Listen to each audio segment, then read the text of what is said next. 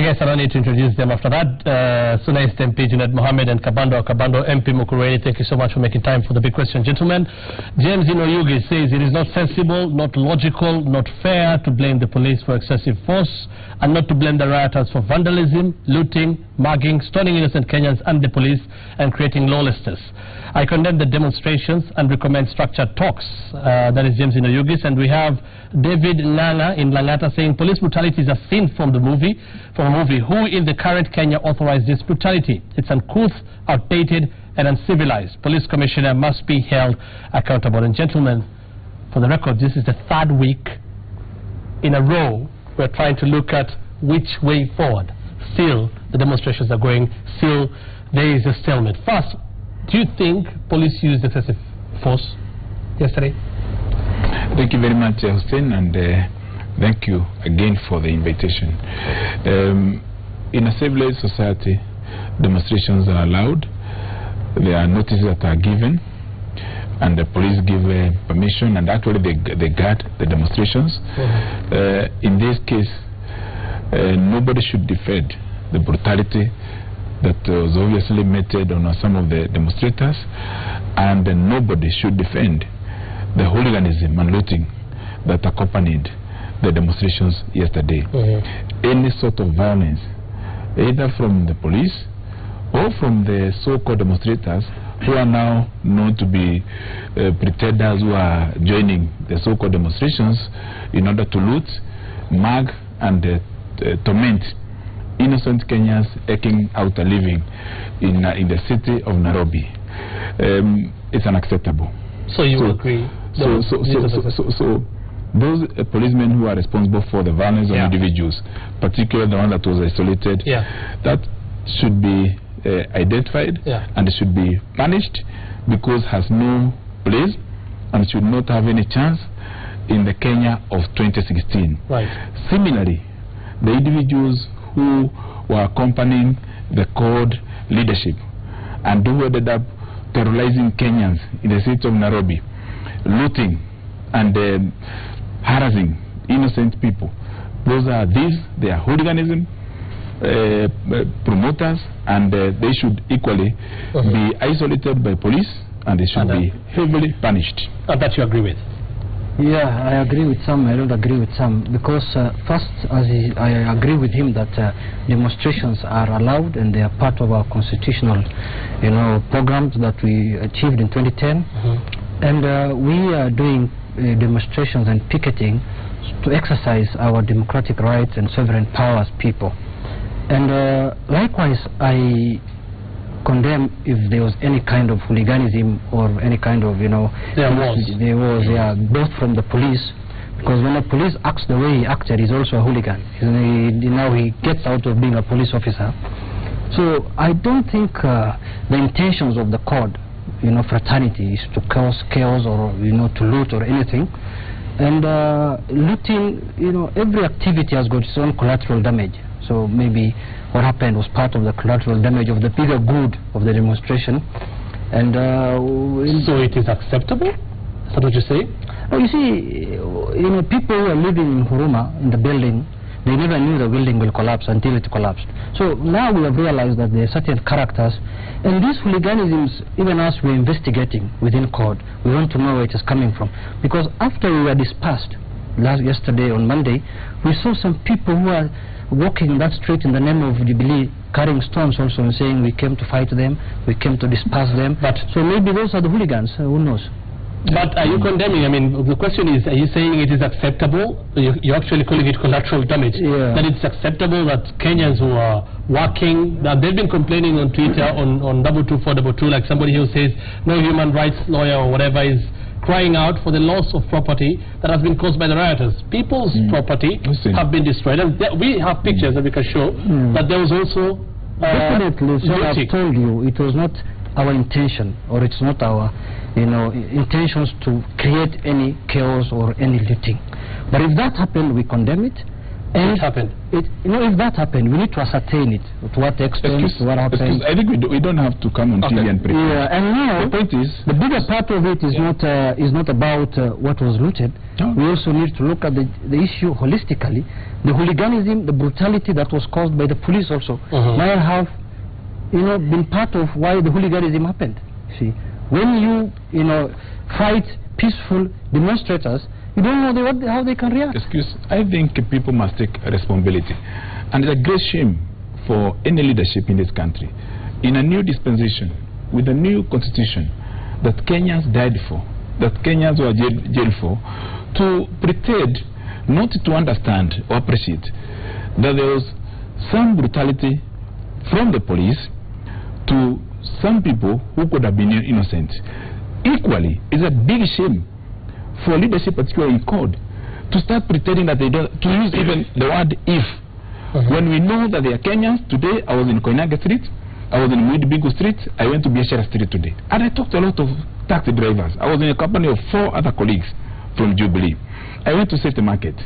And I can tell you, because I know they are watching, those innocent men who lost business and in their shops.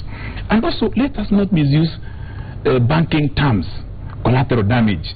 This is exactly what we did in 2007 to fight our way into coalition government that we continue saying is the government. You see, Hussein, we cannot demonize a constitutional action because of other actions that happened within that action. You see, it was the responsibility of the police to make sure that they guard that demonstration, they make sure they arrest the people who may cause chaos or loot. That was the responsibility of the police. Okay. It's not our responsibility to arrest people. Is there something you plan to do about it? You're saying the demonstrations will still We are telling the police... And you're not in control, are you? You're not in control. Exactly. And we are telling the police, instead of focusing on tear gassing us, when we are seated peacefully and addressing ourselves, they should focus on these people who want to loot, people who want to cause chaos, who are on the sidelines. They should focus on those people. They should focus on us. It's a serious embarrassment to say. No, it's not. Because really, in Kenya, we are talking about constitutionalism, the rule of constitution, which is supreme, and the rule of law. And then we are saying individuals, because they have said that Kenya will become ungovernable. That is... Who said that? Of course. Who said leadership that? of COND. When? I said it. And where? At where? Where? It has been seen maybe No, All in no. all, you all agree you condemn police brutality, and you all agree you condemn hooliganism and looting that happened. But you're saying God is going to do something about it. Of course, we will look into it and see how we can, if at all it was there, how we can address. Excuse me, he is not accepting. Okay, we'll show pictures right now. I don't know if we have the pictures yesterday of some of the looting that was going on. Okay, we'll show the pictures there so that Junet can... What about the ones with police? Where are they? The ones we've been showing, Honorable Jay, we've been showing the pictures and footage of police brutality, and everybody has agreed that there was police, the use of excessive force. All in all, now that you all agree, the question is moving forward. Today, first of all, I have an issue with the police still. Right. See, Hussein, we got a new constitution so that we can have our freedoms and liberties. Are we still operating under the old order of the police commissioner, or we have a new order under the Inspector General of Police? Because we expected an Inspector General of Police who is independent office with independent jurisdiction from the Constitution. But if you look at the way the police is operating now, for the last 3 weeks we have been having demonstration, the police still operating under the old order. That is why the Constitution brought National Police Service Commission. That's why it brought the Independent Oversight Police Authority. All that was to create a police service that is civilian, that can respond to people's needs, not a force that is doing what they are doing now. So I want to know from Kabando, as a Jubilee man, are we still in the old order of the police commissioner, whereas even the Minister for Security, who is the General Kaiseri, is giving orders to the Inspector General to arrest people. And he has no powers to tell the police commissioner to arrest people. You see, they are getting it wrong from A to Z. First, you call him the Minister for Insecurity, Cabinet Secretary for Interior and National Security. Excuse that it has been hard. Let me move. We have constitutional organs: the Police Oversight Board, the National Police Service, the Parliamentary Service Commission, and what you have been saying is that though there are issues that need to be addressed, there is constitutional path that will have to be taken. We need to remind Kenyans that in 2008 February, Parliament held a special session in order to pass the National Accord, to anchor it in the Constitution. So whether you go to east or west, north or south, eventually a bipartisan approach where Code Jubilee and multiplicity of other stakeholders will have to congregate together, convene their reason, and create a system of reasoning within parliamentary system, because that's how it is. Right. So that then we can find a solution. Okay, well, but he is asking a specific question to you, and it's important here to say that we tried to get the police to come to this show tonight, but it wasn't fruitful. But he's asking a specific question to you. You being a Jubilee member of Parliament, Jubilee is the ruling coalition in this country, and he's asking after what we saw yesterday, and you agree there was excessive use of force. You see, we easily agree on what is factual, and I am a Jubilee member of Parliament. I belong to the National Assembly, equally with the Junet. Yes. We should not be asking people based on their parties. We should be asking, as a Parliament, there is a committee in charge of national security. If there are issues to do with the police, that's what affects it. There is also Committee of National Integration and Cohesion in Parliament.